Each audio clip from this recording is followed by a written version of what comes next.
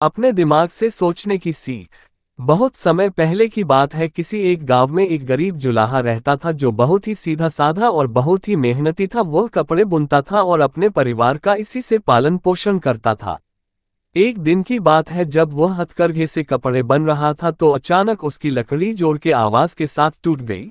अब तो गरीब जुलाहा बहुत दुखी हो गया और सोचने लगा कि अब वह क्या करे, लेकिन बहुत देर सोचने के बाद उसकी पत्नी के कहने पर वह करघे के लिए दूसरी लकड़ी लेने जंगल चला गया। जंगल में जाकर उसने एक बहुत बड़ा पेड़ देखा जिसकी बहुत सारी टहनियां नीचे लटकी हुई। तो वह जुलाहा बहुत ही खुश हो गया और सोचा, चलो इसकी लकड़ी काटकर करघे को फिर से सही कर दूंगा। ऐसा सोचकर वह पेड़ की टहनियों के एकदम पास पहुंच गया और अपनी कुल्हाड़ी से टहनी काटने लगा। तो उस पेड़ पर एक यक्ष रहता था और जब जुलाहा पेड़ की टहनी को काट रहा था तो वह तुरंत उसके पास पहुंचा और जुलाहा से बोला कि यह पेड़ ही मेरा घर है, इसे तुम नुकसान मत पहुंचाओ। ऐसी बातें सुनकर जुलाहे का हाथ रुक गया और उसने यक्ष से बोला कि यदि मैं लकड़ियां नहीं काटूंगा तो अपने करघे के लिए कहां से लकड़ी लाऊंगा, और फिर करघा सही नहीं होगा तो मेरा परिवार भूख से मर जाएगा। तो इस स्थिति में मैं क्या करूं, तुम ही बताओ। तो यक्ष जुलाहे की परेशानी सुनकर बोला कि मैं तुमसे और तुम्हारे सादगी और सच्चाई से खुश हूं, इसलिए मैं तुम्हारा हेल्प करूंगा, इसलिए तुम मुझसे कोई एक वरदान मांग लो।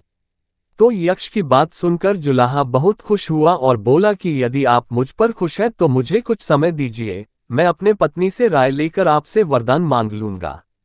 इतना सुनकर यक्ष ने हामी भर दी। तो जुलाहा तुरंत अपने घर चला गया और रास्ते में उसे अपना दोस्त मिला। तो उसने पूछा कि कौन सा वरदान मांगूं। तो उसके दोस्त ने कहा कि तुम एक राज्य मांग लो और फिर तुम वहां का राजा बन जाना। तो उसने कहा कि ठीक है। अब घर जाकर अपनी उसने पत्नी की सारी बात बता दी और अपनी पत्नी से कहा कि कौन सा वरदान मांगूं। तो उसकी पत्नी ने कहा कि हम लोग गरीब हैं, हमें राजपाट से क्या मतलब, राजा बनना तो बड़ों का काम है, हम तो जुलाहे हैं, हम लोग ज्यादा से ज्यादा कपड़े बुन सके, इसलिए आप 2 हाथ और मांग लो जिससे आप ज्यादा कपड़े बुन सकेंगे, जिससे आप दोगुना कपड़े बन सकेंगे और फिर हमारी कमाई भी दोगुनी हो जाएगी और फिर हम अमीर हो जाएंगे।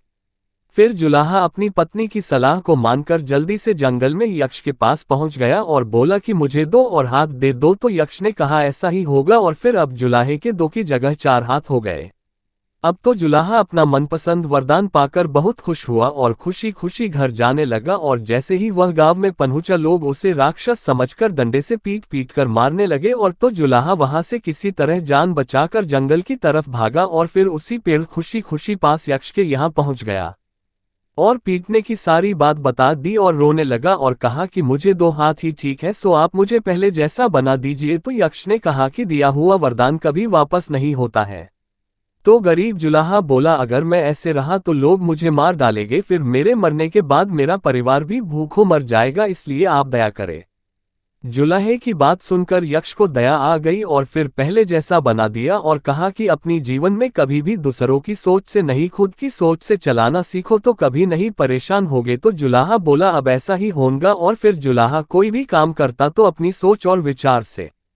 तो पने देखा कि किस प्रकार जब हम सोचना बंद कर दूसरों पर निर्भर हो जाते हैं तो हमें ही परेशानी उठाना पड़ता है, इसलिए हम जो कुछ भी करें खुद की सोच विचार से, न कि दूसरों पर राय पर, क्योंकि दूसरों की राय सही भी हो सकती है और गलत भी। जैसा कि कहा भी गया, बिना विचारे जो करे सो आगे पछताए, इसलिए हाँ, जो भी कुछ करे उसके लिए खूब विचार कर ले। शिक्षा खुद की सोच से सोचना और करना कहीं अधिक जरूरी है जितना कि दूसरों की राय जान लेना।